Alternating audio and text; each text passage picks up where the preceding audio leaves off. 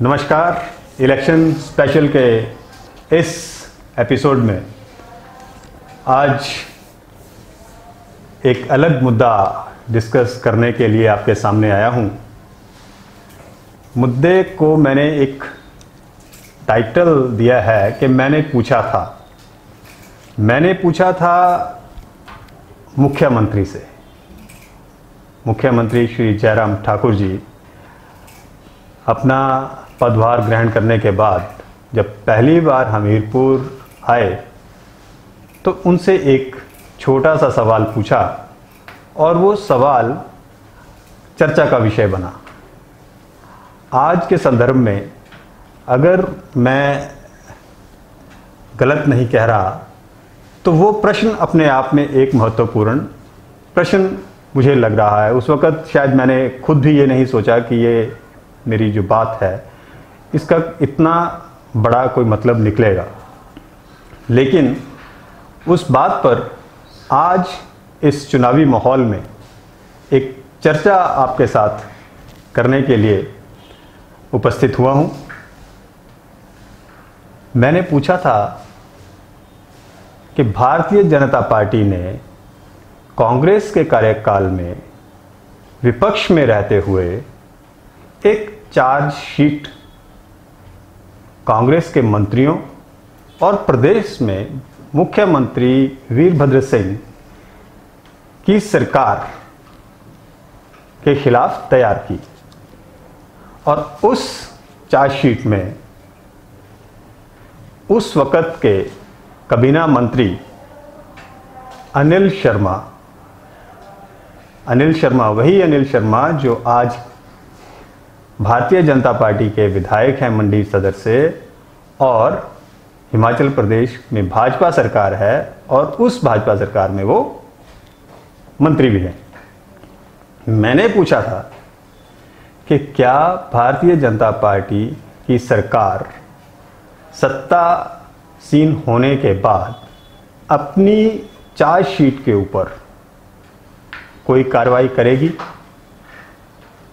और क्योंकि आपके मंत्री अनिल शर्मा का नाम उन प्रमुख आरोपियों में है चार्जशीट के जो उस वक़्त कांग्रेस सरकार के मंत्री भी थे, तो क्या उस चार्जशीट को आपने ठंडे बस्ते में डाल दिया है? मुझे हैरानी होती है अब के प्रकरणों को देखते हुए कि क्या वो प्रश्न वाजिब था या नहीं। लेकिन उपजे माहौल में, इस नए उपजे माहौल में जहां भारतीय जनता पार्टी के लिए मंडी लोकसभा को जीतना एक प्रतिष्ठा का प्रश्न है, वो चार्जशीट एक बार फिर एक धमाका कर सकती है। बहरहाल मुख्यमंत्री या भारतीय जनता पार्टी के दूसरे नेता अभी तक ये बयान दे रहे हैं कि अनिल शर्मा निर्णय लें कि आगे उन्हें क्या करना है। मुख्यमंत्री और भारतीय जनता पार्टी के नेता अभी इस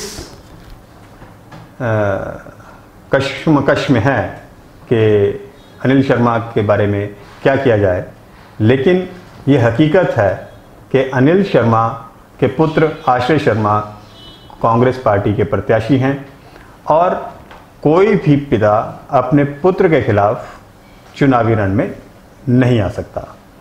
ऐसी परिस्थिति में देखना यह है कि अनिल शर्मा क्या निर्णय लेते हैं। बहरहाल यहाँ मैं एक चीज़ और ऐड करना चाहूँगा कि पंडित सुखराम ने 2017 के विधानसभा चुनावों के दौरान अपने बेटे को उन्होंने भारतीय जनता पार्टी में शामिल करवाया। कहीं ना कहीं ये निर्णय तत्कालीन मुख्यमंत्री वीरभद्र सिंह के खिलाफ था, कांग्रेस पार्टी के खिलाफ था और शायद पंडित सुखराम ये जानते थे कि प्रदेश में भारतीय जनता पार्टी की सरकार बनने वाली है और ऐसे में भारतीय जनता पार्टी ने जो आरोप अपनी चार्जशीट में दाखिल किए हैं उन पर वो भारतीय जनता पार्टी यकीनन कोई ना कोई कार्रवाई करेगी। और उसमें अनिल शर्मा का नाम प्रमुखता से जुड़ा हुआ है। ऐसा नहीं है कि उस चार्जशीट में केवल अनिल शर्मा का नाम था, उसमें और भी बहुत सारे नेताओं, मुख्यमंत्री वीरभद्र सिंह और अन्य नेताओं के नाम उसमें प्रमुखता से, मंत्रिमंडल के काफ़ी लोग उसमें जुड़े हुए थे। लेकिन सबसे महत्वपूर्ण पहलू ये था कि पंडित सुखराम जानते थे कि राजनीतिक द्वेष के चलते यहाँ उन्हें किसी कठिनाई का सामना करना पड़ सकता है। तो ऐसे में उन्होंने ये मुनासिब समझा कि परिवार भारतीय जनता पार्टी का दामन थाम ले और अपने आप को किसी तरह सुरक्षित कर ले। ऐसे में सत्ता में बने रहने का मौका अनिल शर्मा को मिला। पहली बार भारतीय जनता पार्टी के टिकट पर चुनाव जीतकर आए अनिल शर्मा को मंत्रिमंडल में भी स्थान मिल गया। लेकिन सवाल जो अब भी खड़ा है कि क्या ये लोग, जो मैंने मुख्यमंत्री से उस वक्त पूछा था कि क्या ये लोग भारतीय जनता पार्टी के प्रति निष्ठावान रहेंगे, और मैंने ये भी पूछ लिया जो शायद मुझे नहीं पूछना चाहिए था, कि भाजपा में आकर भारतीय जनता पार्टी की सरकार में मंत्री पद पर बैठे मंडी सदर के विधायक और पंडित सुखराम के बेटे अनिल शर्मा के खिलाफ क्या सरकार जांच करवाएगी, और उस जांच के से पहले या बाद में उनके ऊपर कोई निर्णय लेगी। मुख्यमंत्री का स्पष्ट जवाब था कि चार्जशीट के ऊपर अध्ययन किया जा रहा है।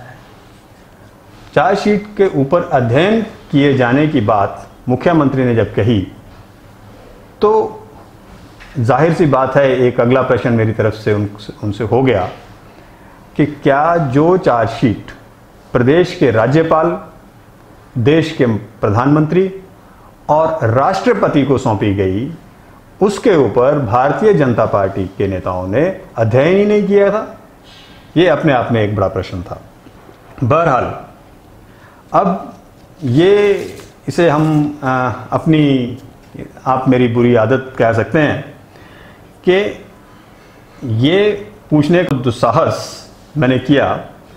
उसके बाद मुख्यमंत्री का फिर वही जवाब था कि इस पर अध्ययन कर रहे हैं। बहरहाल मोटे तौर पर बता दूं कि लगभग 1.5 साल की एक्सरसाइज के बाद भारतीय जनता पार्टी ने वो चार्जशीट तैयार की थी, और उस चार्जशीट में कांग्रेस पार्टी के नेताओं, मंत्रियों और यहाँ तक के मुख्यमंत्री, तत्कालीन मुख्यमंत्री वीरभद्र जी के खिलाफ भी उन्होंने उस चार्जशीट में बहुत से गंभीर आरोप लगाए। लेकिन जिनमें प्रमुख आरोप थे वो कानून व्यवस्था की दुर्दशा की बात की जा रही थी, और प्रदेश सरकार में फैले और प्रदेश सरकार के कारण फैले भ्रष्टाचार की बात की जा रही थी। बहरहाल भाजपा की नजर इनायत के चलते मुख्यमंत्री जयराम ठाकुर की मेहरबानियों के कारण अनिल शर्मा अभी भी भारतीय जनता पार्टी की सरकार में मंत्री के पद पर बैठे हुए हैं। लेकिन मंडी लोकसभा क्षेत्र में उभरे नए राजनीतिक समीकरणों के चलते चार्जशीट का वो जिन एक बार फिर बाहर आ सकता है, और बात की पूरी संभावना है कि भारतीय जनता पार्टी इस अवसर पर न केवल उस चार्जशीट के उन पन्नों का खुलासा आम जनता तक कर सकती है, बल्कि उसके ऊपर गहन अध्ययन करके आगे का निर्णय भी ले सकती है, जो कहीं ना कहीं पंडित सुखराम, अनिल शर्मा और आश्रय शर्मा के लिए एक बड़ी मुसीबत बन सकते हैं। धन्यवाद।